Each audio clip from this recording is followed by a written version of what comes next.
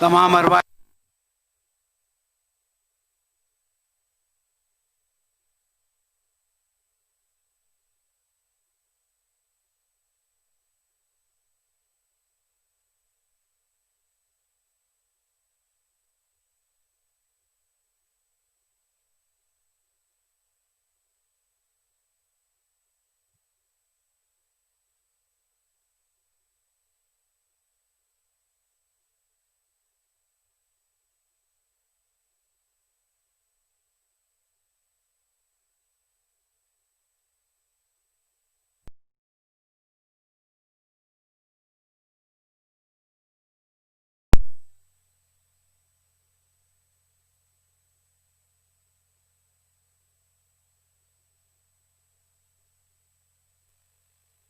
نعم النصير.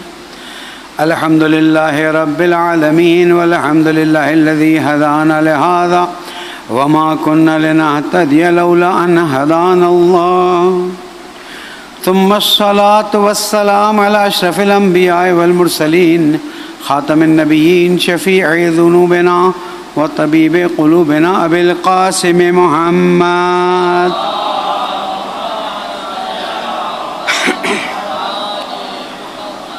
وعلى أهل بيته الطيبين الطاهرين المعصومين المظلومين الذين أذهب الله عنهم الرجس وطهرهم تطهيرا.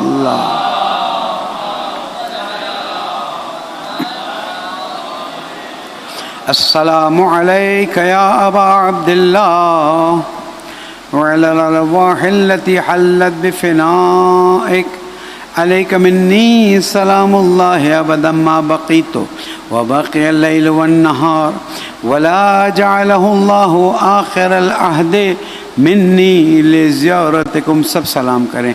السلام على الحسين وعلى علي بن الحسين وعلى أولاد الحسين وعلى أصحاب الحسين.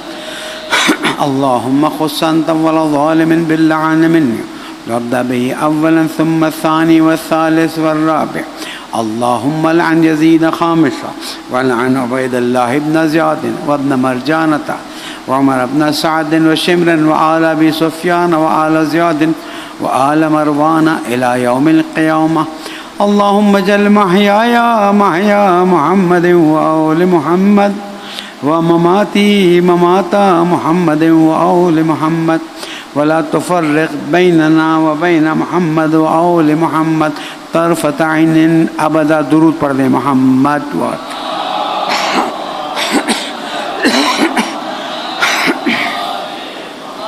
قال الله الحكيم في كتابه المبين. بسم الله الرحمن الرحيم.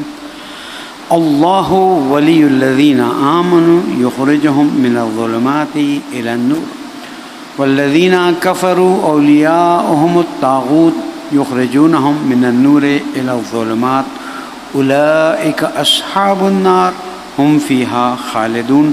صدق الله العلي العظيم وصدق رسوله النبي الكريم. دعاؤں کی قبولی کے لیے، پریشانیوں کی دوری کے لیے، پرچم اسلام کی سربلندی کے لیے، پرچم کفر و نفاق کے نابودی کے لیے، آپ سب کی حاجات کی روائی کے لیے، بعض مومن مومنات بیمار ہیں درخواست کی گئی ان سب کی شفا یابی کے لیے، بے گناہ اسیر لاپتہ جوانوں کی جلد از جلد بازیابی کے لیے، مملکت خداداد پاکستان کے مسائل کے حل کے لیے، نوجوان نسل کی اصلاح کے لیے اور تعجیل ظہور امام زمانہ. درود پڑھ دیں محمد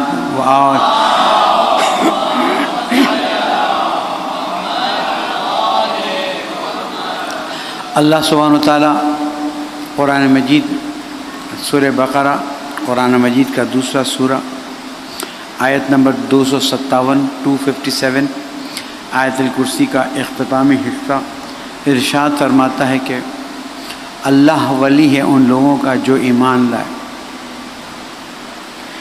ایسے لوگوں کو اللہ اندھیرے سے نور کی طرف لے جاتا ہے، اور جو کفر اختیار کرتے ہیں یعنی اللہ کی کسی بات کا انکار کرتے ہیں ان کے اولیاء طاغوت ہیں، یہ ان کو نور سے ظلمات کی طرف لے جاتے ہیں اولئک اصحاب النار، یہ سارے جہنم کے صحابی ہیں، ہم فیہا خالدون، اور یہ ہمیشہ کے لیے وہیں پر جہنم کی صحبت میں باقی رہیں گے۔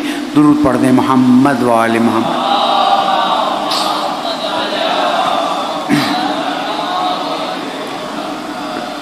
گفتگو کا عنوان ہی ولایت رحمانی اور ولایت شیطانی ہے، اور حضرت آدم سے ہی یہ سلسلہ چلا آ رہا ہے، بلکہ میں کہوں گا کہ حضرت آدم کی خلقت سے پہلے سے یہ سلسلہ چلا آ رہا ہے کہ ایک طرف سے ولایت رحمانی چلی آ رہی ہے، ایک طرف سے ولایت شیطانی چلی آ رہی ہے۔ صرف فرق یہ ہے کہ ولایت رحمانی کھل کے سامنے آتی ہے، ولایت شیطانی چھپ کے سامنے آتی ہے۔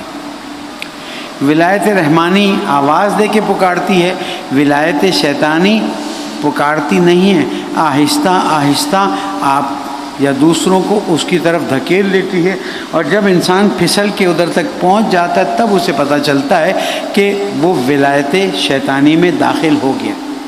میں اپنی گفتگو میں بعض احتیاطات اور بعض احترامات کے لحاظ رکھتے ہوئے ان جگہوں پر جہاں پر ولایت شیطانی کی صورت سامنے آتی ہے بیان ضرور کرتا ہوں، لیکن وضاحت نہیں کرتا، اس لیے کہ ماشاءاللہ سمجھدار لوگ ہیں، سالوں سال سے مجالس میں تشریف لاتے ہیں، فضائل و مصائب اہل بیت علیہ السلام سنتے ہیں، اور یہ اس بات کا باعث بنتا ہے کہ چیزیں خود بخود ان کے صرف ہمیں اشارہ کرنا پڑتا ہے، ان کے ذہنوں کو وہاں تک لے جانا پڑتا ہے، اس کے بعد چیزیں خود بخود واضح ہونا شروع ہو جاتی ہے۔ ایک درود پڑھ دیں محمد و آل محمد۔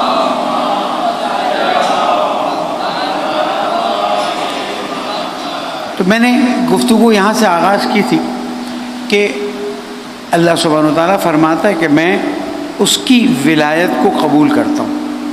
پہلے دن سے یہ بات کہہ رہا ہوں کہ اللہ تعالیٰ کا اختیار ہر جگہ ہر چیز پر ہر وقت ہے، کوئی چیز ایسی نہیں، ولا یعود حفظہما وہو العلی العظیم، وہ ہر علی عظیم ہے، ہر چیز پر اس کا تسلط ہے۔ میری چمڑی ہے تو اس پہ تسلط ہے، یہ ممبر ہے تو اس پہ تسلط ہے، کائنات کی کوئی چیز ایسی نہیں جس پہ اس کا تسلط نہیں، اس کے ہیتے اختیار سے کوئی چیز باہر نہیں۔ لیکن جب اللہ سبحانہ وتعالیٰ نے انسان کو خلق کیا تو انسان سے کہا کہ تیری ہر چیز میرے اختیار میں ہے، لیکن اب میں تجھے کچھ اختیار دیتا ہوں جس کی بنا پر تو خود فیصلہ کر کہ میری ولایت میں آنا ہے یا نہیں آنا ہے۔ ولایت میں تو ضرور رہے گا، کسی نہ کسی کے اختیار میں تو ضرور رہے گا۔ اب وہ اختیار جس کو تو دے رہا ہے وہ اللہ ہے، رحمان ہے، رحیم ہے، تو اس کی ولایت میں پھر زندگی آگے بڑھتی جائے گی، اور وہاں ہاتھ نہیں دے گا تو لابد لا محالہ شیطان کے ہاتھ میں چلے جائے گا۔ اس لیے کہ یہی دو چیزیں چلی آ رہی ہیں، اور اللہ کی تو قدرت اس کی ذاتی ہے، شیطان کو طاقت اللہ نے دے دی، اس لیے کہ شیطان نے اللہ تعالیٰ سے کہا کہ دیکھیں میں نے تیری عبادت کی تو مجھے کچھ دے دے تاکہ میں خوش ہو جاؤں۔ اللہ تعالیٰ نے کہا میں تیرے صراط مستقیم پر بیٹھ جاؤں گا، اور جو تیرے خالص بندے ہیں ان کے علاوہ سب کو بہکاتا رہوں گا۔ اور یہ آج ہم دیکھ رہے ہیں کہ اللہ سبحانہ و تعالیٰ کے دیے ہوئے اختیار سے شیطان انسانوں کو بہکا رہا ہے، اور وہاں تک بہکا کے لے جاتا ہے کہ عین اسلام کے نام پر، عین دین کے نام پر، عین مذہب کے نام پر، عین قرآن کے نام پر جتنی چیزیں آپ مقدس بنا لیں ان کے نام پر وہ انسان کو بہکاتا ہے، اور انسان بھی دھوکہ کھاتا ہے اور بہک جاتا ہے۔ آج اور کل کی میری گفتگو اگر مائکروفون سسٹم میرا ساتھ دے، کیونکہ جس طرح سے مجھے آواز آ رہی ہے اس سے محسوس ہو رہا ہے کہ شاید سمجھنے میں کچھ مشکل ہو، اس لیے ایک درود پڑھ دیں تاکہ سسٹم بھی سیٹ ہو جائے۔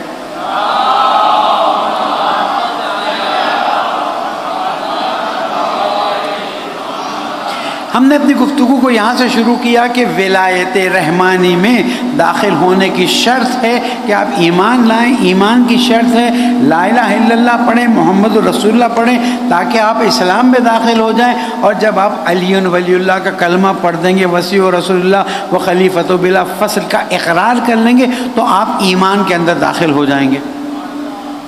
اس میں کسی قسم کی کوئی دو بات نہیں ہے۔ ولایت کو اہل سنت بھی مانتے ہیں، ولایت کو ہم بھی مانتے ہیں، لیکن جس مرحلے ولایت پہ وہ جا کے رک جاتے ہیں وہ پہلا مرحلہ ہے جو محبت کا مرحلہ ہے۔ گفتگو ہو چکی کہ اہل سنت بھی محبت اہل بیت علیہ السلام کا بالکل اقرار کرتے ہیں، اور بڑے ابھی محرم کی جو ہم پروگرامز جا رہے ہیں ٹیلی ویژن پہ اور ریکارڈنگز بھی ہو رہی ہیں، 9-10 محرم کو بھی آپ دیکھیں گے کہ ہر چینل پہ اہل سنت کے علماء اہل بیت کے فضائل بیان کر رہے ہیں، اور کہیں کسی میں جرأت نہیں ہے کہ یزید ایک آدھ ہے وہ نظر آ جائے گا آپ کو، یزید کو برا نہ کہے، باقی سب یزید پر باقاعدہ لعنت اللہ علیہ کہتے ہیں۔ ایک کے ساتھ پھر جھگڑا ہو گیا، چلیں اس کو سینسر وہاں کروا دیا ہم نے کہ کوئی بات نہیں، تم کو نہیں پسند ہے تو اس کو چھوڑ دو، لیکن بالکل قطعاً اہل سنت بھائی علماء ہم سے متفق ہیں۔ ہمارے طریقے سے متفق نہ ہو ایک الگ بات، کچھ غلطی ہماری اپنی بھی ہے، پھر لوگ کہتے ہیں اس طرح سے ممبر پہ کھل کے آپ بول دیتے ہیں، پھر لوگوں کے ہاتھ میں پوائنٹ آ جاتا ہے، بھائی غلطی ہماری ہے۔ جب میں روز آپ پر ایک کنکری ماروں گا، روز کنکری ماروں گا، تو کتنے دن میرا احترام کریں گے؟ کہیں گے بھائی جاؤ، یہ کنکری مارنے والوں کے طرف ہمیں نہیں جانا ہے۔ ورنہ اگر ہم دلیل سے خوبصورت طریقے سے ٹونٹ کیے بغیر، دیکھیں ایک زمانہ تھا کہ جب ہماری مجلسیں واقعاً تبلیغی مجلس تھی اور لوگ جوق در جوق حق جاننے کے لیے مجلس میں حاضر ہوا کرتے تھے۔ آج اگر کسی سے کہا جائے تو تھوڑا گھبراتا ہے، تاننی کرتا ہے، پریشان ہوتا ہے۔ ایک محترمہ الحمدللہ کچھ مہینے پہلے اب یہ کہتے ہیں کہ ہمارے ہاتھ سے اہل بیت کے مکتب میں داخل ہوئی اور سب ہوئی، لیکن مجلس میں جاتے ہوئے گھبراہٹ کا سما کہ جناب پتہ نہیں وہاں کیا ہوگا کیا نہیں ہوگا۔ تو ہمیں بھی اپنی تمام مجالس کا ماحول ایسا بنانا ہوگا۔ دیکھیں ہم سفیران اہل بیت علیہ السلام ہیں، ہم نمائندگان اہل بیت علیہ السلام ہیں، اور یہ ہمارا وظیفہ بنتا ہے کہ ہم ان کے لیے دروازے کھولیں، وہ آئیں، وہ ہماری بات سنیں۔ ہم بھی تو ٹونٹ کر سکتے ہیں، ہم بھی تو بہت شور مچا کے ادھر ادھر کر سکتے ہیں، لیکن ہم اس کو شرعاً مشکل سمجھتے ہیں کہ کسی کی دل آزاری کریں۔ کیوں؟ اس لیے کہ اللہ تعالیٰ نے قرآن میں حکم دیا ہے ادعو الی سبیل ربک بالحکمت والموعظۃ الحسنہ وجادلہم باللتی ہی احسن۔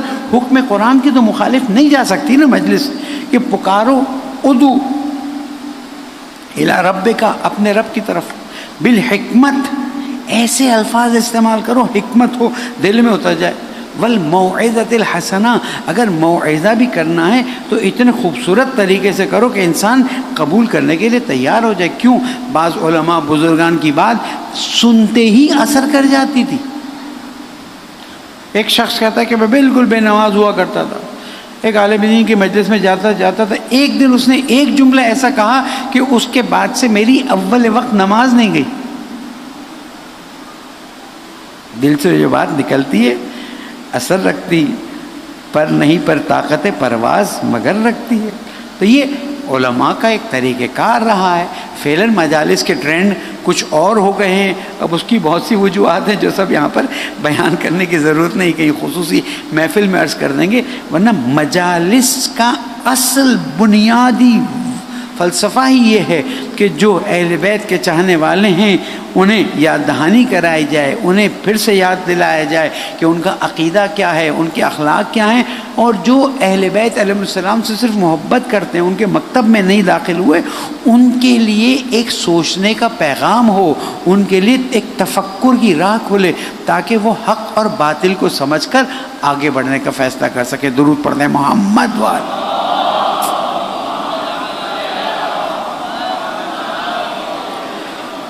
تو ولایت کا دوسرا مرحلہ اور بہت اہم مرحلہ، لیکن آخری مرحلہ نہیں، وہ یہ ہے کہ حکومت اور حاکمیت صرف اللہ کی ہے، اس کے علاوہ کسی کی نہیں۔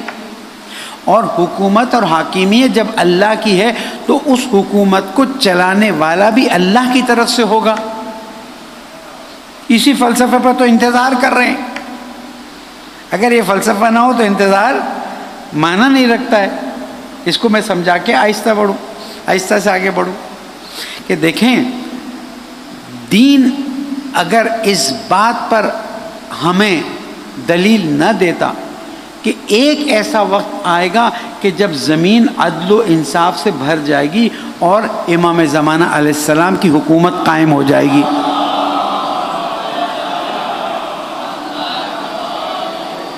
اگر دین ہمیں یہ فلسفہ نہ دیتا تو ہم دین پر اعتراض کرتے جیسے کرنے والے کر رہے ہیں. ہمارا مطالعہ نہیں ہے، ورنہ لوگ جو مطالعہ کرتے ہیں ان کو پتہ ہے کہ اعتراض کرنے والے اعتراض کرتے ہیں کہ جو کامل دین ہے، ایک اعتراض کو میں نے پہلے بتا دیا، اس دین نے بتایا ہی نہیں، کل بھی میں نے اس کی طرف دلیل دی، اس دین نے بتایا ہی نہیں کہ رسول کے بعد نیابت جائے گی کس کے پاس، خلافت جائے گی کس کے پاس. یہ تفسیر اصحاب بتا رہا ہوں. تفسیر اہل بیت تو آپ کو سب کو پتہ ہی ہے، میں نے پہلے دن سے کہا ہوا ہے نا، اسلام کی 3 تفسیریں.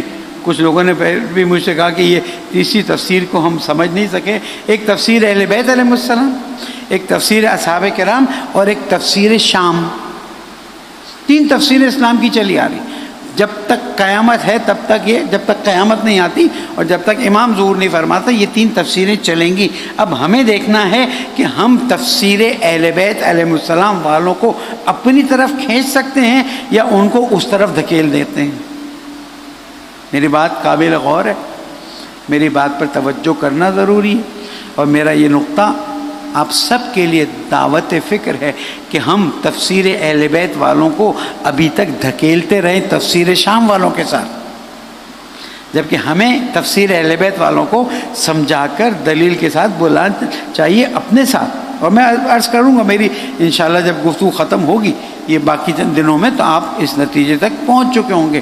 تو اگر ایک ایسی حکومت قائم نہ ہونے والی ہو جس کا وعدہ اللہ سبحانہ وتعالی نے فرمایا، وعد اللہ الذین آمنوا منکم وعملوا الصالحات لیستخلفنہم فی الارض کما استخلف الذین من قبلہم ولیمکننہم لہم دینہم الذی ارتضی لہم ولیبدلنہم من بعد خوفہم امنا یعبدوننی لا یشرکون بی شیئا. اللہ نے وعدہ کیا ہوا ہے کہ زمین جو ہے اس کے صاحب کے اختیار میں دی جائے گی. پوری آیت اسی بات کو بیان کر رہی ہے کہ جو دین اللہ نے پسند کیا ہے اس دین کو نافذ کیا جائے گا اور زمین پر اللہ کی حکومت قائم ہوگی اور اسلام کے قوانین نافذ ہوں گے. اگر یہ نہ ہونے والا ہو تو دین اسلام عبث ہو جائے گا. اور اس لیے اہل سنت بھی اس عقیدے کو مانتے ہیں. ہمارا تو بنیادی عقیدہ، ہماری تو زندگی اسی پر ہے، ورنہ ہم کس امید پر جئیں. ہمارے تو ہر بچے کے آتے ہی اس کے دل میں ڈال دیا جاتا ہے کہ وہ آنے والے ہیں، اگر ہماری زندگی میں آ گئے تو آ گئے، نہیں آئے تو تمہاری زندگی میں آئیں گے، تمہیں سنبھالنا ہے. اور اگر نہیں آئے تو تم اپنے بچوں، بھئی ہم اپنے بچوں کو تربیت کیوں کر رہے ہیں؟ یہ اتنی محنت کیوں کر رہے ہیں؟ اتنی کوششیں کیوں کر رہے ہیں؟ بچوں کی اچھی تعلیم، اچھی تربیت. کتنے مدرسے یہاں چل رہے ہیں، کتنے مکتب دوسری جگہ چل رہے ہیں کہ بابا ان کی تربیت اچھی کرنی ہے تاکہ اگر ان کے زمانے میں امام آئے تو یہ لبیک امام کہہ دیں، ان کے زمانے میں نہ آئے تو امانت آگے بڑھتی جائے. نہیں معلوم 100 سال بعد آ جائے، 100 دن بعد آ جائے، 1,00,000 سال بعد آ جائے، ہمیں نہیں پتہ. ہمارا تو ایک وظیفہ ہے، وہ ہمیں انجام دینا ہے کہ اپنی اولاد کی تربیت کرتے رہیں، صرف اس امید پہ نہیں کہ بڑھاپے میں ہمارا سہارا بنے گا. اب تو دیکھ لیا لوگوں نے، بڑھاپے کے سہارے پہلے چلے جاتے ہیں اور بڑھاپا بعد میں آتا ہے. تو یہ چیزیں تو ہو رہی، کورونا نے بہت سی چیزیں کھول کے سامنے رکھ دی ہیں. تو اس امید پہ اولاد کی تربیت واجب ہے، بیٹے کی تربیت واجب ہے، بیٹی کی تربیت واجب ہے کہ ہم امام زمانہ کی فوج تیار کر رہے ہیں. درود پڑھ دیں.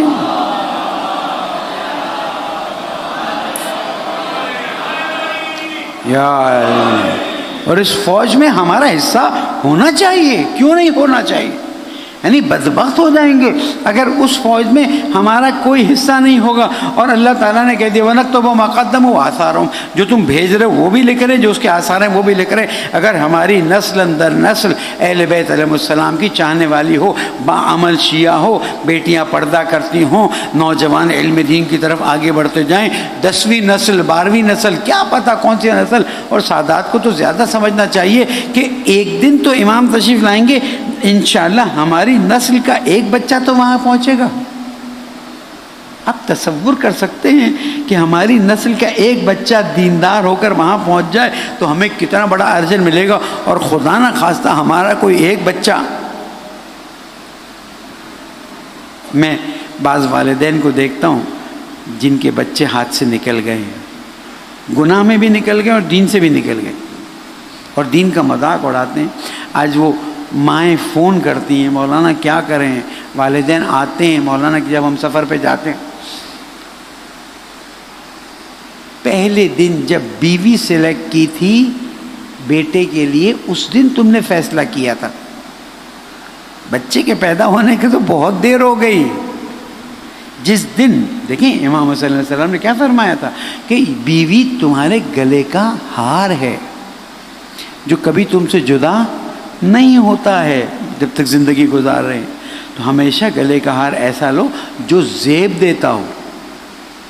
اب اگر ہم سلیکشن میں دین کو ملاک قرار نہ دیں، سلیکشن میں کچھ اور چیزوں کو مجھے بیان نہیں کرنا، مجھے اور کچھ باتیں کرنی، لیکن بات آئیے تو جہاں سلیکشن میں گڑبڑ ہوئی وہاں پر خاندان کے مسائل بگڑے، وہاں طلاقیں. پچھلے یعنی چاند نظر آنے سے ایک ہفتہ پہلے 3 طلاق کے کیسز آئیں. اب ظاہر ہے کہ اس میں تالی دونوں ہاتھوں سے بجتی ہے، ایک ہاتھ سے نہیں بجتی ہے، لیکن ایک ہاتھ جو ہے وہ سنبھالنے کا کام کر سکتا ہے، اس کو روک سکتا ہے. لیکن جب دونوں طرف برداشت کرنے کے لیے قابل نہیں ہوتے تو پھر بچے جو ہیں ان کا کیا حال ہوتا ہے اللہ جانتا ہے. اس لیے آج میں اس مجلس میں نصیحت کرتے ہوئے جاتا ہوں کہ خدا را اپنی بچیوں کے لیے ایسے شوہر ڈھونڈیں جو امام جعفر صادق علیہ السلام نے فرمایا ہے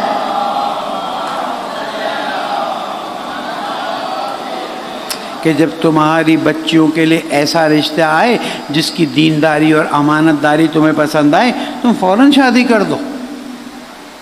اللہ تعالیٰ خود انہیں غنی کر دے گا، بے نیاز کر دے گا. شادی تو غنی ہونے کا ایک طریقہ ہے. اس لیے خدا را یہ نہ دیکھیں کہ یہ سٹائل میں کیسی ہے، یہ ایجوکیشن میں کیسی ہے، یہ سب اچھا ہے، لیکن اگر دیندار نہیں ہے تو آئندہ کی نسل کا کیا حشر ہوگا وہ آپ بھی جانتے اور میں بھی جانتا ہوں. درود پڑھ دے محمد والے.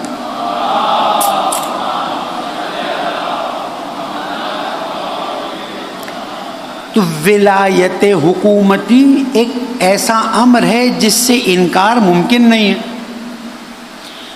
تو کیا اہل سنت بھی اس بات کو مانتے ہیں؟ ہاں ہمارے تو ہے ہی. اسی ولایت کو غیبت کے زمانے میں ولایت فقی کے عنوان سے بتایا دیا گیا. وہ جو لوگ ولایت فقی پر کہتے ہیں جناب یہ تو پتہ نہیں ان کو معصوم سے اوپر سمجھ لیتے، نہیں میرے بھائی، وہ ایک عام انسان ہے جس نے علم دین حاصل کیا، اجتہاد کے درجے تک پہنچا. اب اللہ نے اس کو حکومت دی ہے تاکہ وہ قوانین اسلامی کے مطابق چلائے. وہ ولایت کے طریقے پر چلانا چاہتا ہے، وہ ولی امر نہیں ہے جس طرح امام زمانہ ولی امر ہے. یہ غلط فہمی ہے.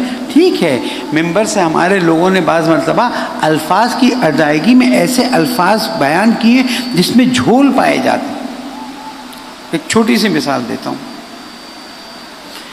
حکومت کرنے کے لیے 2 لوگ ہوں، ایک شخص ہے پڑھا لکھا ہے، سمجھدار ہے، سیاست جانتا ہے لیکن دین سے آشنائی نہیں ہے. ایک شخص ہے پڑھا لکھا ہے، سمجھدار ہے اور دین کی بھی گہرائی کے ساتھ آشنائی رکھتا ہے. عادل وہ بھی ہے، عادل یہ بھی ہے، اخلاق اس کے بھی اچھے اخلاق، مارکس سب کے برابر ہیں، صرف دین میں تفقع اجتہاد کیا ہوا ہے. انسانی عقل کیا کہتی ہے کون زیادہ لائق ہے حکومت کرنے کے. اس وقت اگر کسی نے آیت اللہ خامنائی یا آیت اللہ سستانی کے سلسلے میں کچھ زیادہ الفاظ بول دیے ہوں تو وہ ان کی اپنی کوتاہی ہے کہ الفاظ غلط استعمال کیے گئے، ورنہ سوائے اس کے کہ ایک حکومت چلانی ہے. یعنی بعض لوگ، میں یوٹیوب میں سنتا رہتا ہوں لوگوں کو، ایسا نہیں ہے، وہ یہ سمجھتے ہیں کہ جناب حکومت کسی کے ہاتھ میں دے دو، کیا شہنشاہ چلا لے، فلاں چلا لے، فلاں چلا لے. وہ فلاں چلوانے کے لیے تیار ہیں، لیکن کوئی مرجع تقلید، کوئی حاکم شہر، کوئی ایسی شخصیت کہ جس کا دین سے گہرا تعلق ہے، اس کو ہم نہیں دیکھ سکتے. کیوں نہیں دیکھ سکتے؟ اس لیے کہ 40 سال، معاف کیجیے گا تھوڑی سی گفتگو کا رنگ بدل گیا ہے، لیکن اس کا حق بھی ادا کرنا ہے. آج اس انقلاب کی روٹی ہم کھا رہے ہیں امام زمانہ کی برکت سے. ابھی میرا جملہ پکڑا جائے گا، انقلاب کی روٹی کھا رہے ہیں امام زمانہ کی برکت سے. ہاں، آج آپ جو اتنی مضبوطی سے یہاں بیٹھے ہیں نا، دھماکے ہوئے، شہادتیں ہوئیں، کیا کچھ نہیں ہوا، کتنا شیعہ کافر کا نعرہ لگا، آج پھر بھی سینہ تان کے بیٹھے ہیں، اس لیے کہ اللہ تعالیٰ نے ایک مضبوط انقلاب برپا کر کے بتا دیا کہ جب تم یا حسین اور یا عباس اور یا علی کر کے آگے بڑھتے ہو تو دنیا کی طاقتیں 40 سال بھی تم کو دباتی رہیں، تم دبو گے نہیں، اس لیے کہ تمہارے پیچھے امام زمانہ کا ہاتھ ہے.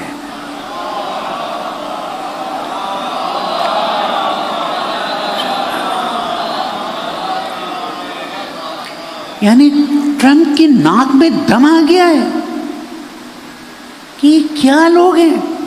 اور پھر معجزہ، ابھی کا معجزہ، میں اس کو معجزہ کہتا ہوں، چاہے آپ میرے خلاف جتنا یوٹیوب پہ لکھے کہ ان کو معجزہ، یہ معجزہ نہیں ہے کہ 13 ملک 15 ملکوں میں سے 13 ملک امریکہ کے خلاف بیان دیتے، ایران کی حمایت میں بیان دیتے. بھائی شکر کرو، جب آپ دنیا میں جاتے ہو تو وہ پوچھتے ہیں کہ تم کون سے والے مسلمان ہو، یہ والے مسلمان ہو یا یہ والے مسلمان ہو. حزب اللہ کو اللہ تعالیٰ نے انقلاب کی برکت سے ہمت دی. آج فلسطینیوں کے لیے دیکھیے، اخبارات پڑھیے، ڈان اخبار نے کچھ ہفتے پہلے لکھا، جب کسی نے اسرائیل کو تسلیم کیا تو ڈان اخبار نے لکھا کہ وہ شیعہ سنی کی گڑبڑ کرنے والے آج کہاں ہیں، کہ شیعہ ایران پوری طرح سے فلسطین کی حمایت کے لیے کھڑا ہے اور سنی اسٹیٹ اس کو تسلیم نہیں کرتا اور اسرائیل کو تسلیم کر لیتا ہے. سوچنے کی بات ہے، نہیں ہو سکتا. آج انقلاب اسلامی ایران نے تشیع کو جتنی طاقت دی ہے، جتنی عزت دی ہے، دنیا کی طاقتیں ناک رگڑتی ہوئی آ گئی ہیں. پھر دیکھیں اللہ تعالیٰ نے کیسا کیا، یہاں سے چائنا، یہاں سے رشیا، وہاں سے ٹرکی، وہاں سے پاکستان، آہستہ آہستہ. یہ صرف اس لیے ہے کہ آپ لوگوں نے، اہل بیت کے چاہنے والوں نے استقامت دکھائی اور اہل بیت کے پرچم کو بلند رکھا، حضرت عباس کے پرچم کو بلند رکھا، اور ایک ہی بات کہی، ہم جان دے سکتے ہیں، پرچم کو جھکنے نہیں دے سکتے ہیں. درود پڑھ دیں محمد والے.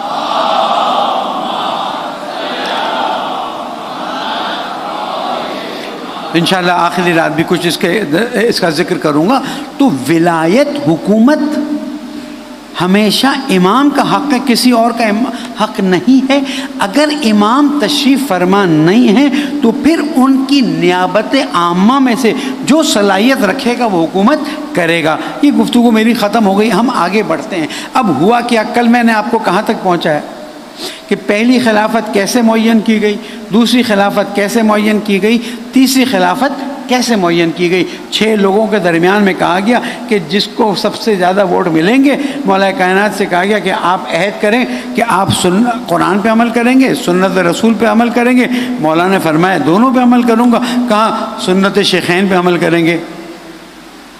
یہیں سے فرق آ گیا، یہیں سے تفسیر صحابہ شروع، یہاں سے تفسیر صحابہ شروع کہ سنت شیخین پہ اگر آپ عمل نہیں کریں گے تو پھر ہم آپ کو خلیفہ.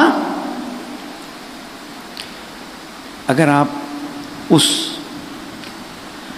شورا میں میرے مولا کا خطبہ پڑھیں نا تو یہ والے آنسو نہیں نکلیں گے، خون کے آنسو نکلیں گے آپ کے. میرے مولا کے لیے صبر بہت مشکل تھا. جب شورا میں بیٹھے ہیں، میرے مولا نے فرمایا کہ میرا مقابلہ کس سے کر رہے ہو تم میں سے کون ہے جو نفس رسول ہے؟ تم میں سے کون ہے کہ جس کو رسول نے فرمایا انت منی بمنزلۃ ہارون من موسیٰ؟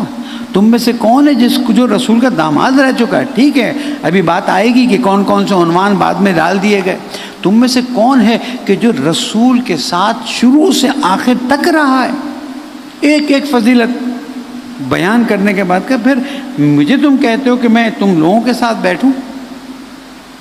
تاریخ کا بہت بڑا ظلم ہے جس کو تاریخ کبھی بھلا نہیں سکتی ہے۔ یہاں پر مولا کائنات نے کہا میں سنت شیخین پہ عمل نہیں کروں گا۔ اس پہ کہا گیا کہ ٹھیک ہے جناب عثمان صاحب آپ بتائیں۔ انہوں نے کہا میں قرآن پہ بھی عمل کروں گا، میں سنت پہ بھی عمل کروں گا، اور میں سنت شیخین پہ بھی عمل کروں گا۔ ہم تو سوال کرتے ہیں، کل میں نے عرض کیا سنت شیخین کی سند کیا ہے؟ آپ کہتے ہیں نا کہ جب تک دیکھیں اہل حدیث کہتے ہیں کہ جب تک قرآن اور حدیث سے کوئی چیز ثابت نہ ہو ہم قبول نہیں کرتے۔ بہت اچھی بات۔ اہل سنت کہتے ہیں کہ جناب ہم بھی قرآن و حدیث سے جب تک کوئی چیز ثابت نہ ہو عمل نہیں کرتے۔ ہمارا سوال یہ ہے کہ یہ تم نے جو کہا کہ سنت شیخین پر، یہ کہاں پر ہے؟ ایک حدیث بیان کی جاتی ہے کہ رسول اکرم نے فرمایا علیکم بسنتی وسنت خلفاء الراشدین المہدیین، حضور کی حدیث ہے۔ موقع نہیں ہے، میں آپ کو انشاءاللہ پوری سند کے ساتھ بتاؤں گا کہ یہ جو رسول اکرم نے فرمایا ہے سنت الخلفاء الراشدین المہدیین، ان سے مراد 12 امام ہیں۔ کل بات آئے گی کہ کون کیا چیزیں اڑا کے کہاں لے گیا اور کون کون سے ٹائٹلز کس کس کو بانٹ دیے۔ جو اگر ایک جملہ لیتے جائیے، اگر کل نہ آ سکے تو آپ کے ذہن میں رہے، اگر وہ لوگ قبر سے اٹھ کے آ جائیں، آج یہاں پر بیٹھیں، میں کہوں آپ کو یہ ٹائٹل دیے گئے ہیں، آپ کو یہ ٹائٹل دیے گئے ہیں، آپ یہ کہیں گے یہ ہمارے لیے ٹائٹل ہے، ہمیں تو کبھی پتہ ہی نہیں تھا، یعنی زندگی میں کچھ نہیں تھا۔ بعد میں انشاءاللہ کل اس پہ گفتگو ہوگی۔ تو اب دیکھیں پھر میں اس بات کی طرف آتا ہوں کہ پہلی خلافت کیسے معین ہوئی، دوسری خلافت کیسے معین، تیسری خلافت کیسی معین ہوئی، اور پھر تیسری خلافت کا، چوتھی خلافت کا بعد میں بتا دوں گا، کل بتا دوں گا تیسری خلافت میں کیا حشر ہوا، کیا عالم ہوا۔ صرف امت اسلامیہ ایک سوال کر لے، اور وہ سوال یہ ہے کہ آیا تیسری خلافت میں ایسے شخص کو کہ جس کو رسول اکرم نے اس کے باپ کے ساتھ شہر بدر کیا تھا، پوچھ لیجئے مروان کا نام اب ہر کوئی جانتا ہے، اس کو کس نے حق دیا واپس بلائیں؟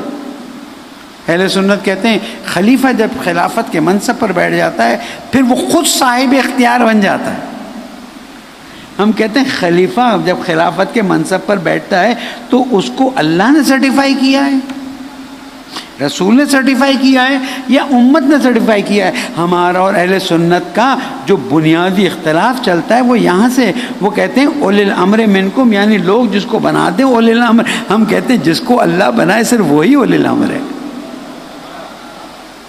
اطیعوا اللہ و اطیعوا الرسول و اولی الامر منکم، تم میں سے جس کو صاحب امر بنایا گیا ہے۔ ہم کہتے ہیں کہ ایک ایک کر کے انشاءاللہ کل ان چیزوں پہ بات آ جائے گی، صرف میں عرض کرنا چاہ رہا ہوں وہ کون سی بنیادیں تھیں کہ شام کی حکومتیں ایسی مضبوط ہو گئی کہ دین کی ایک بالکل نئی تفسیر آ گئی اور اسلام کا وہ حشر ہوا کہ کربلا برپا ہو گئی۔ کچھ الفاظ بند استعمال کرنے پڑتے ہیں لیکن سننے والا عقل مند ہونا چاہیے کہ تیسری خلافت میں یہ کیا ہوا کہ جس کو رسول اکرم نے باہر کیا اس کو واپس لایا گیا، جس نے شراب پی، گورنر نے شراب پی کے نماز پڑھائی، خبر مدینہ تک پہنچی، کہا ثبوت کیا ہے؟ ثبوت یہ ہوتا تھا کہ گورنر کی انگوٹھی اگر آپ اتار لی جائے تو اس کے بعد وہ گورنر نہیں رہتا، وہ انگوٹھی پہنچائی گئی، کہا یہ شراب کی حالت میں نماز پڑھ رہا تھا۔ آپ تاریخ پڑھیں گے نا آپ حیران ہو جائیں گے۔ پھر 2 رکعت سجدے شکر کیجیے گا اور 2 رکعت نماز پڑھ کے سجدے شکر کیجیے گا، اور اس میں 100 مرتبہ کہے گا پالنے والے تیرا شکر اہل بیت کے دروازے پر آ کے بیٹھ گئے۔ یہ جملہ میرا دل چاہتا ہے میں ہر مجلس میں بار بار دہراؤں۔ کیوں؟ اس لیے کہ جتنا شکر کریں گے اتنی معرفت بڑھے گی، جتنی معرفت بڑھے گی اتنے حقائق ہمارے سامنے کھول کے آئیں گے کہ جناب گورنر، شراب، اسلام،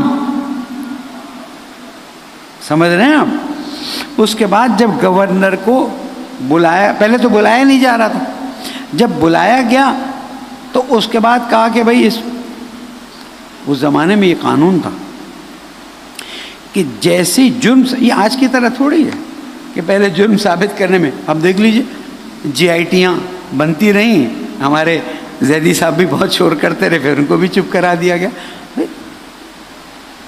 فیکٹری میں 200 کتنے 72-75 لوگ بیچارے جل کے مر گئے.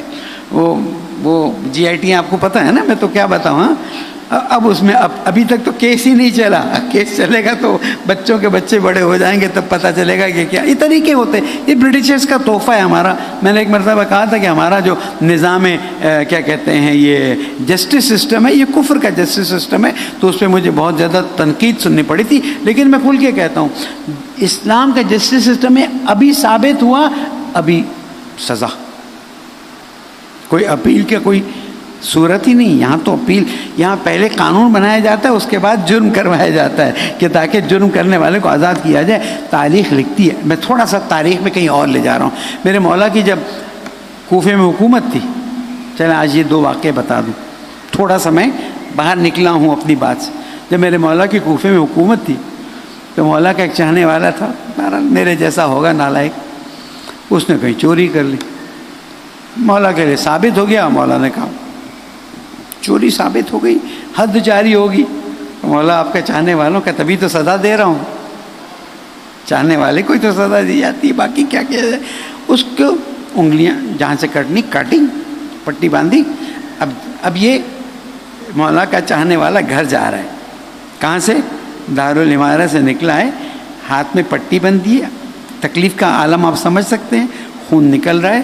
جاتے جاتے ایک راستے میں منافق مل گیا. اسلام میں منافق تو کم نہیں تھے نا.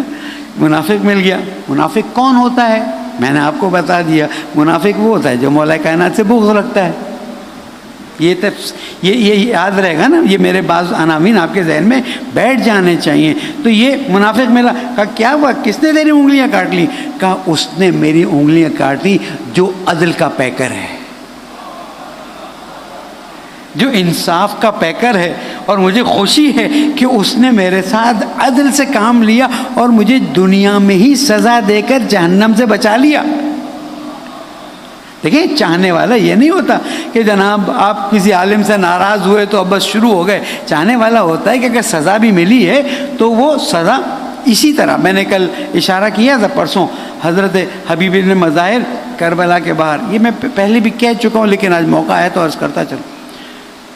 قبیلے بنی اسد کے پاس گئے تھے. اے بنی اسد والوں، حسین کا نواسہ تمہیں پکار رہا ہے. آپ کو پتہ ہے بنی اسد والے نہیں آئے. اب ہم بڑا 11 محرم کو وہ بنی اسد والے آتے ہیں اور ماتم کرتے ہیں اور اچھا کرتے ہیں. ہم تو ان کے بارے میں کچھ نہیں کہنا چاہتے. ہوا کیا تھا؟ ہوا یہ تھا کہ جب مولا کائنات کوفے میں حکومت تھی تو بنی اسد کے کسی بڑے نے کوئی جرم کیا تھا اور طے ہوا تھا کہ مولا کائنات اس پہ حد جاری کریں گے. تو بنی اسد والے مولا کائنات کے پاس گئے اور کہا کہ معاف کر دیں، کوئی طریقہ کر لیں تاکہ ہماری عزت رہ جائے، ہمارا قبیلہ ہے. امام علی نے فرمایا کہ یہاں پر حد جاری ہوگی، باقی کچھ نہیں ہوگا. تو وہ امام حسین علیہ السلام کے پاس آئے کہ کیا کوئی راستہ ہے کہ آپ ہمارے مثلا فلاں کو آزاد کروا دیں. امام نے فرمایا کہ یہاں آزاد کرانے کا اور معاف کرانے کا کوئی راستہ نہیں ہوتا ہے، بلکہ یہاں پر ڈائریکٹ سزا ہو جاتی ہے. کہا ہم گئے تھے، انہوں نے کہا کہ دیکھا جائے گا سزا ہوتی ہے کس طرح سے ہوتی ہے. امام حسین علیہ السلام نے کہا وہ جو کہا تھا دیکھا جائے گا، میرے بابا نے کہا تھا اب تم واپس جاؤ، حد جاری ہو گئی ہوگی. وہ قبیلہ جو نزدیک تھا اہل بیت سے، دور نہیں تھا، لیکن کیونکہ مولا کائنات نے، اسی لیے تو کہتے ہیں قتل علی لشدت عدل ہی، میرے مولا کی شہادت ان کی عدالت کی شدت سے. یہ تو ہم سب ڈھیلے پڑے ہوئے ہیں. تو مولا کائنات نے جب اس قبیلے کے ایک بڑے کو سزا دی تھی، اس وقت سے یہ ناراض تھے اہل بیت علیہ السلام سے.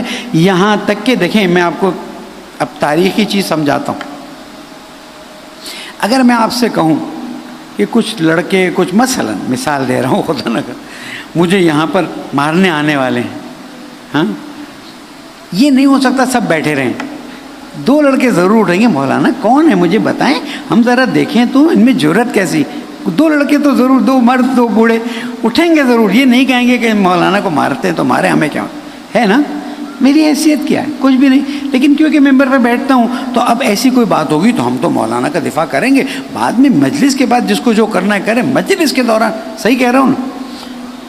اب یہاں پر امام حسین، مسائل نہیں پڑھ رہا، امام حسین جب کربلا پہنچے تھے تو کیا کیا تھا، جس پہ ہم روتے ہیں اور رونا بھی چاہیے۔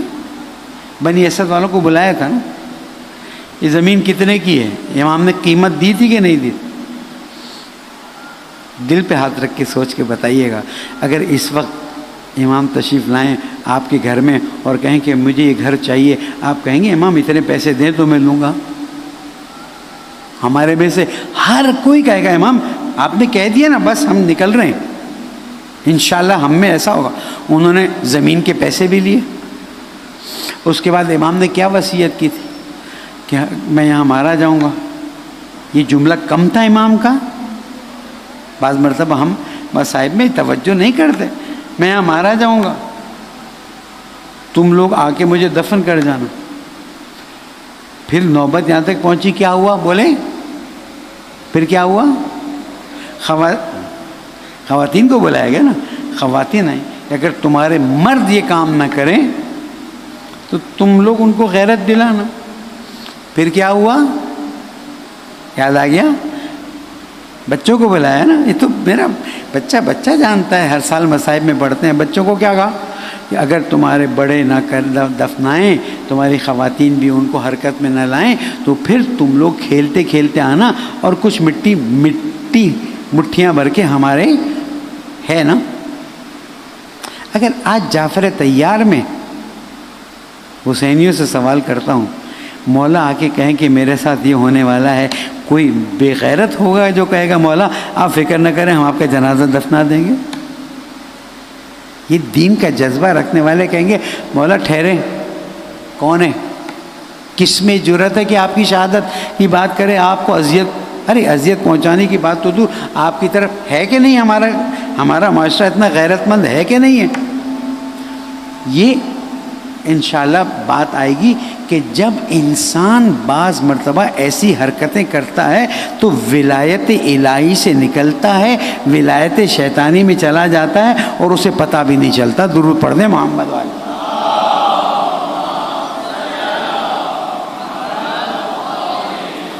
تو اب تیسری حکومت کا یہ حال ہوا کہ رسول کے دین کے اندر وہ خرابیاں، یہ شراب پی کر آیا، اب اصحاب کہہ رہے ہیں کہ اس پہ حد جاری کی جائے۔ اب کیونکہ بنی امیہ میں سے تھا تو کوئی بھی، کیونکہ تیسری خلافت بنی امیہ کی خلافت آ گئی تھی، کوئی بھی تیار نہیں ہو رہا تھا۔ مولا علی نے کہا میں حد جاری کروں۔ اب پھر مولا علی نے حد جاری کی، کہا کہ نہیں ہو سکتا ہے حکم اسلام۔ یہاں سے اب تیسری تفسیر نکلنا شروع ہو گئی، اور تیسری تفسیر کیا؟ تفسیر شام۔ لوگ تنگ آ گئے تھے، یہ تو ہمارے اہل سنت بھائی تھوڑی چیزوں کو چھپا کے رکھتے ہیں، دبا کے رکھتے ہیں، لیکن اب چیزیں سامنے آ گئی ہیں، کتابوں میں تو تھیں، اب چیزیں سامنے آ گئی ہیں کہ تیسرے خلیفہ پر کتنے اصحاب رسول نے شمشیریں چلائیں، اور 3 دن تک ان کے جنازے کے ساتھ کیا حشر ہوا۔ اور اس 3 دن میں مولا کائنات نہج البلاغہ میں فرماتے ہیں کہ ایک طوفان تھا لوگوں کا جو امٹ پڑا تھا، ایک طوفان تھا لوگوں کا جو میرے گھر پہ امٹ پڑا تھا، اور نزدیک تھا کہ حسن اور حسین جو ہیں ان کے پیروں تلے دب جائیں۔ ہولڈ آن، امام حسن اور حسین تیسرے خلیفہ کے قتل کے وقت کتنی عمر تھی آپ کو پتہ ہے؟ اندازہ لگائیے۔ رسول اکرم کے وصال کے وقت 4 سال اور 5 سال، ٹھیک، 25 سال کا یہ زمانہ گزرا، 28 اور 29 یا 29 اور 30 سال کے ہیں نا۔ نہج البلاغہ میں مولا فرما رہے کہ اتنا ہجوم تھا کہ نزدیک تھا کہ میرے حسن اور حسین ان کے پیروں تلے روندے نہ جائیں۔ اور اس کے بعد مولا سے جب کہا گیا کہ مولا لوگ اس وقت تک نہیں جائیں گے جب تک آپ خلافت کو قبول نہ کر لیں، تو مولا نے فرمایا کہ اب پانی سر سے گزر گیا ہے، اب چیزیں اس حد تک دوسرے راستے پر نکل چکی ہیں کہ ان کو واپس لانا مشکل ہے۔ میں انشاءاللہ کل تیسری خلافت کے مسائل کے بعد شام کے مسائل بھی بیان کروں گا، اور کل سیاحہ ستہ کی سب سے اہم کتاب صحیح بخاری پہ بھی گفتگو کروں گا کہ کیا صورتحال ہے اور کس طرح سے دین کو کہاں تک پہنچایا گیا ہے، اور آج ہمارے اہل سنت بھائی ان باتوں کو سمجھنے میں تیار ہو چکے ہیں۔ یہ اللہ تعالیٰ کا بڑا احسان ہے کہ وہ بند کر کے نہیں بیٹھے ہوئے کہ نہیں جو ہے وہ جیسے پہلے ہوا کرتا تھا۔ آپ سوچیں کہ تیسرے خلیفہ کو کہاں پھینک دیا، تاریخ میں پڑھ لیجئے۔ یہاں سے کہوں گا تو کہتے ہیں توہین کرتے ہیں، میں نے تو توہین نہیں کی، جنہوں نے پھینکا انہوں نے توہین کی یا جو کیا۔ اور 3 دن تک اس کے بعد کیا ہوا یہ تاریخ میں پڑھنا آپ پر فرض ہے، تاکہ آپ کو پتہ چلے، اپنے لوگوں کو بتائیں کہ بابا جو خلافت تھی اس کا کیا حشر ہوا۔ اور پھر مولا کائنات کو جب دی گئی تو جب عبداللہ ابن عباس آئے تو مولا اپنے نالین میں سے ایک نالین کو سی رہے تھے۔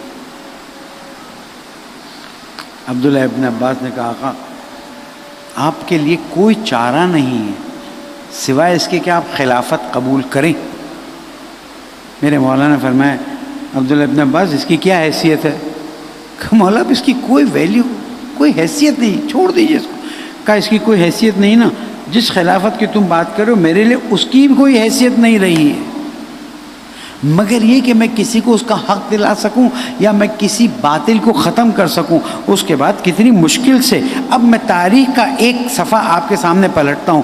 پہلی خلافت میں کتنے لوگوں نے بیعت کی اور کتنے لوگوں کی بیعت کروائی گئی، دوسری خلافت میں کس طرح سے نومینیٹ کرایا گیا، تیسری خلافت میں 6 لوگوں میں سے کس طرح سے انتخاب کرایا گیا۔ اگر امت کہتی ہے کہ اجماعی طور پر خلیفہ بنے تو خلیفہ ہیں تو میرے مولا امیر المومنین علیہ السلام اللہم صلی۔ کوئی شخص، چند گنتی کے لوگوں کے علاوہ کوئی شخص نہیں تھا جو یہ نہ کہہ رہا ہو کہ علی کے علاوہ کسی کو ہم حاکم نہیں مانیں گے۔ علی حاکم بن گئے، اور حاکم بننا تھا کہ ظاہر ہے علی کسی کا ایک کوڑی کا حق لینے کے لیے تیار نہیں ہے۔ واقعات تو آپ نے سنے، صرف اشارہ کر کے آگے بڑھ جاتا ہوں۔ اب نام آئے گا، اور وہ نام آئے گا جو میں نے پہلے دوسرے دن اشارے میں کہا تھا، طلحہ اور زبیر آتے ہیں بیعت کرتے ہیں۔ اس کے بعد ایک وقت آتے ہیں جب میرے مولا کو اکیلے دیکھا، ظاہراً کہتے ہیں ایک مرتبہ کمرے میں آئے، رات کا وقت تھا، چراغ جل رہا تھا، حساب کتاب ہو رہے تھے۔ عمار قمبر سے کہا چیزیں سائڈ پہ کر لو۔ کہا ہاں بتائیں کیا مسئلہ ہے؟ کہا علی ہمارے ساتھ کچھ مشکلات ہیں، ولایت سے دوری، اشارہ، کیا مشکلات ہیں؟ کہا علی پچھلے اس میں تو ہمیں خوب ملتا تھا، خوب پیسہ لٹایا ہے۔ تاریخ میں پڑھے تو کہ جب کوئی مرا ہے تو باقاعدہ وہ نہیں بڑا ہتھوڑا لایا جاتا ہے، وہ لا کے سونے کی جو ڈالیاں تھیں وہ توڑی گئیں اور وراثت میں تقسیم کی گئی ہیں۔ کہاں وہ مولا کہ جو خشک روٹی کھا کے زندگی گزارتے تھے، کہاں وہ لوگ کہ جن کو اتنا ملا کہ باقاعدہ ہتھوڑا لایا جاتا تھا اور سونے کے ڈلے جو ہیں انہیں توڑ کے وراثت میں تقسیم کیا گیا ہے۔ تاریخ میں سب چیزیں ملتی ہیں۔ تو اب مولا کائنات کے پاس آئے طلحہ اور زبیر، مولا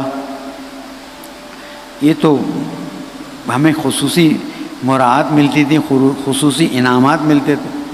مولا علی نے چراغ بند کر دیا۔ کہ چراغ کیوں بند کر دیا؟ کہا میں سمجھا تھا تم مسلمانوں کی کوئی بات کرنے آ رہے ہو، اس چراغ میں تیل جو ہے وہ بیت المال کا جل رہا ہے۔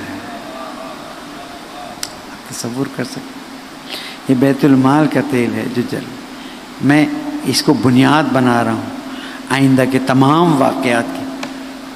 اٹھے اور ایک جملہ کہا کہ جو بیت المال کے چراغ کچھ دیر کے لیے ہمارے لیے جلانے کے لیے تیار نہیں ہے، وہ بیت المال میں سے کیا دے گا ہمیں؟ چلے گئے۔ پھر کچھ دن گزرے، پھر ہوا۔ یہ تفسیر شام کی بنیاد ڈال رہا ہوں۔ اب چھت پہ بیٹھے تھے، شاید شام کا وقت ہوگا، ہوا چل رہی ہوگی تو چھت پہ حساب کتاب ہو رہا تھا۔ یہ دونوں آئے، مولا تو ابو الحسن کہہ کے پکارتے تھے، ابو الحسن تھوڑی ہماری مدد کر دیں، یہ لالچ، مال المال والبنون زینت الحیات الدنیا. مولانا کہا کیا چاہتے کیا ہو؟ کہا تھوڑا ہمیں دے دیں. کہا اس بیت المال میں؟ کہا نہیں، جیسے آپ کی مرضی. کہا دیکھو فلاں دیکھ رہے ہو اوپر سے نظر آ رہا ہوگا کہیں، وہ انبار ہے، آج ہی دن میں تجارت کا مال آیا ہے. تو انہوں نے کہا علی اس تجارت کے مال سے ہمارا کیا تعلق؟ کہا وہاں سے چوری کر کے لے اور بانٹ لینا آپس میں. کہا علی کسی کے مال میں چوری کا تم کہہ رہے ہو؟ کہا وہ کسی کے مال میں کہوں تو چوری ہو جائے، اور تم مجھے بیت المال میں کہو تو وہ چوری نہیں ہوگی. بس یہاں آپ پڑھیے انا للہ و انا الیہ راجعون. خاتون تو ویسے ہی چلی گئی تھی مکہ، حکم دے کے گئے اس مثلا تیسرے خلیفہ کے بارے میں اس کو قتل کر کے چلی گئی. طلحہ اور زبیر بھی مکہ چلے گئے، اور اب مکہ بن گیا مرکز جمل. جمل کا لفظ استعمال کر سکتا ہوں نا، اس میں تو کوئی حرج نہیں نا. مکہ بن گیا مرکز جمل. اور مرکز جمل یہاں تین چیزیں کوشش کروں گا آج وقت میں اپنی بات کو بتا کے ختم کروں. مرکز جمل میں لوگوں نے کہا کہ علی کی حکومت میں تو ہمارا کام نہیں بنتا. بہانہ کیا بنایا گیا؟ سنیں، بہانہ یہ بنایا گیا کہ تیسرے خلیفہ کو علی نے قتل کروایا. کہ اگر علی تم نے قتل نہیں کروایا تو جن لوگوں نے قتل کیے ان کو سزا دو. میرے مولانا فرمایا کوئی مشخص اگر پتہ ہو تو ان کو تو سزا دے دی جائے گی، لیکن مشخصاً نہیں تو میں کیوں سزا دوں؟ دیکھیں ایک وقت پتہ ہے میں نے، اس نے اور اس نے کام کیا ہے تو ان کو سزا مل جائے گی. لیکن جہاں بعض تاریخوں کے مطابق 10,000 لوگ، تو کیا ان اصحاب کو قتل کر دے علی، اس کے بعد پھر کہا جائے علی نے اپنے قتل کا بدلہ لے لیا؟ شام میں اس تیسرے خلیفہ کے کرتے کو کس نے پہنچایا؟ میں سوال دے کے جا رہا ہوں آپ کو. وہ کون سی کوریئر سروس تھی؟ ٹی سی ایس تھا، فیڈ ایکس تھی، یو پی ایس تھی، کہ ابھی یہاں سب واقعات پورے نہیں ہوئے، کفن اور اس خلیفہ کی بیوی کی جو انگلیاں کٹ گئی تھی وہ اس ہنگامے میں کسی نے کرتا بھی نکالا، وہ انگلیاں بھی باندھی اور تیز رفتاری سے شام پہنچا دیا. کوئی پروگرام تھا یا ایسے ہی پہنچ گئی؟ میری بات آپ تک پہنچ رہی ہے نا؟ میں جو اتنے ٹھنڈے ٹھنڈے جا رہا ہوں، اسی کے بڑے خطرناک گڑھوں سے گزر رہا ہوں، کسی میں بھی گر گیا تو مشکلات پیدا ہو سکتی ہے. سوال ایسے کیسے ہوا کہ اتنے لوگ قتل کرنے کے لیے کھڑے تھے، اس میں سے کسی نے کرتا بھی اتار لیا، کٹی ہوئی انگلیاں بھی ڈال دی اور شام پہنچا دی، اور شام کے دروازے پر اس پیراہن کو لٹکا کر کہا گیا آئے خلیفہ کو قتل کر دیا گیا، اور 40 روز عزا منایا گیا. لوگوں ہم 40 روز حسین کا غم مناتے ہیں تو تم اعتراض کرتے ہو، شام میں 40 روز یہ غم منائے گا، کوئی بولنے والا نہیں ہے. اب آپ کو میری بات سمجھ آئی؟ تفسیر اہل بیت، اسلام کی 3 تفسیریں، تفسیر اہل بیت، تفسیر صحابہ اور تفسیر شام. یہ تفسیر شام یہاں سے آگے بڑھنا شروع ہوتی ہے. آپ تصور کر سکتے ہیں کہ مولا کائنات کے مقابلے میں ایک پوری فوج کھڑی کی جا رہی ہے. ایک فوج شام میں تیار ہو رہی، ایک فوج مکے میں تیار ہو رہی ہے، اور مکے کی فوج جب جا رہی ہے تو آہستہ آہستہ لوگوں کو رسول کی حدیث یاد آ رہی ہے. اب میرے پاس زیادہ وقت نہیں رہا، لیکن میں ایک مرحلے تک پہنچا دوں. رسول نے فرمایا تھا، قرآن کی بھی آیت ہے، یا نساء نبی لستن کاحد النساء، اے نبی کی بیویوں تم عام بیویوں کی طرح نہ ہو، تم اپنے گھر میں بیٹھی رہو اور جاہلیت کے انداز میں باہر ولا تبرجنا تبرج الجاہلیت الاولی. کیوں اللہ تعالیٰ کو یہ کہنا پڑا؟ کوئی تفسیر تو کرے نا، میرے میں تو ضرورت نہیں ہے، لیکن کوئی تفسیر تو کرے کہ یہ رسول کی بیویوں کو اتنی سخت تلقین کیوں کی گئی ہے. اس کی طرف بھی اشارہ کرتا جاؤں گا.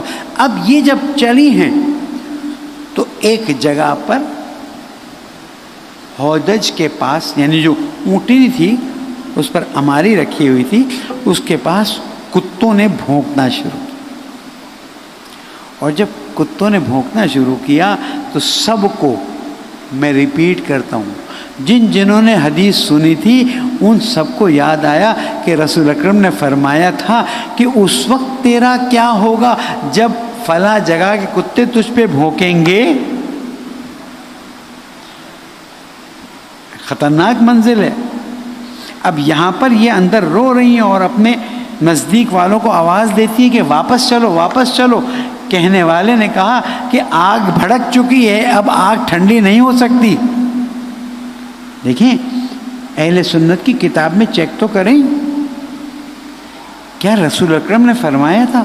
یعنی حق کی تلاش میں کتنے سیکنڈ لگیں گے مجھے اور آپ کو کہ ہم رسول کی وہ حدیث کھول کے سامنے رکھ دیں کہ جناب اس وقت تمہارا کیا ہوگا جب تم اونٹنی پہ بیٹھ کر جا رہی ہوگی اور کتے فلاں جگہ کے کتے جو ہیں وہ تم پر بھونکیں گے.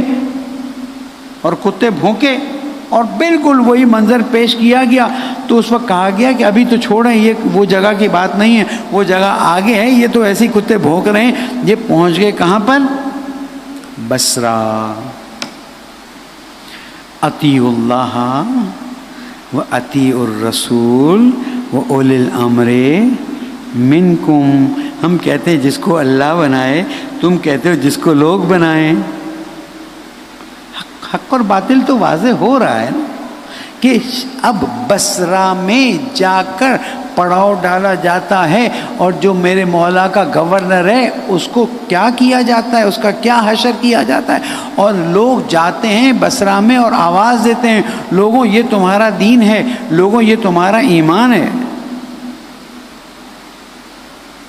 اور لوگ جوگ در جوگ شامل ہونا شروع ہوتے ہیں.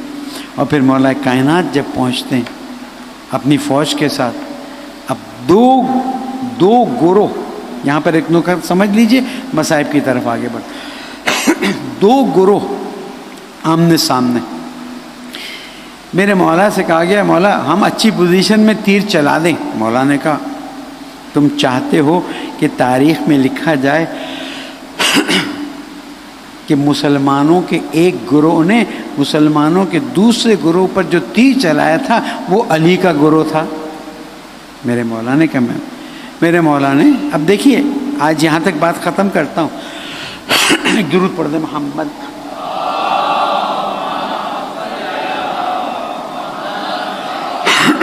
میرے مولا نے ایک نوجوان کو قرآن دیا اور قرآن دینے کے بعد بھیجا کہ علی کہہ رہے ہیں آؤ قرآن پر بیٹھ کر، قرآن کے سامنے بیٹھ کر فیصلہ کر لیتے. یہاں یہ واقعہ اور صفین میں کیا ہوگا وہ انشاءاللہ موقع ہوگا تو کل کریں گے. اس قرآن، اس نوجوان کو تیر مارا اور تاریخ میں قرآن لکھا گیا، قرآن زمین پہ گرا اور وہ جوان بھی شہید ہو گیا. اس کے بعد جنگ شروع ہوئی، 10,000 لوگ مارے گئے. مسلمانوں کو دیکھیں 10,000 لوگ مارے گئے، مولا کائنات کے لشکر پر تیر مارے گئے. اور اس کے بعد لوگ کہتے ہیں اصل میں اجتہادی غلطی ہو گئی تھی، اس وجہ سے بعد میں پوری زندگی توبہ کرتے رہے. اچھا اگر کوئی اجتہادی غلطی کرے، اجتہاد کس کے مقابلے میں ہوتا ہے؟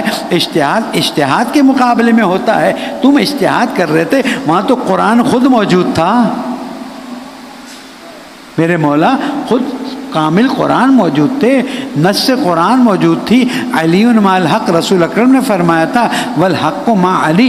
یہاں سے مسلمان جو ہیں ان کی ذہنیت کی کیفیت بدل جاتی ہے اور اب ایک ایسے مرحلے میں داخل ہوتے ہیں کہ جہاں پر ہر وقت یہی بات آتی ہے کہ یہ بھی صحیح، یہ بھی صحیح، وہ بھی صحیح، وہ بھی صحیح. نتیجہ یہ ہے کہ حق اور باطل، صحیح اور غلط، ایمان و غیر ایمان کی تشخیص نہیں دے سکتے ہیں. اسی لیے جب ہم کھل کے بات کرنے جاتے ہیں تو ہمارے خلاف FIR کاٹی جانے کی بات آتی ہے. ہم تو صرف اتنا پوچھتے ہیں کہ یہ بتا دو کہ علی کے مقابلے میں کوئی بھی آئے، قرآن اور حدیث جو تمہاری کتابوں میں ہے اس کی روح سے تم کیا کہو گے؟ آیا وہ ابھی بھی مسلمان باقی ہے؟ شاید آپ کنفیوز ہیں یا میں کنفیوز ہوں. میں پہلے دن سے ایک بات سنا رہا ہوں، یا علی لا یحبک الا المومن ولا یبغضک الا اب یہ بولتے ہیں تو ہوگا کہ جناب انہوں نے تو بڑی بات کر دی، یعنی میرے مولا کو حق اور کفر یا حق اور نفاق کا ملاک قرار دے دیا گیا۔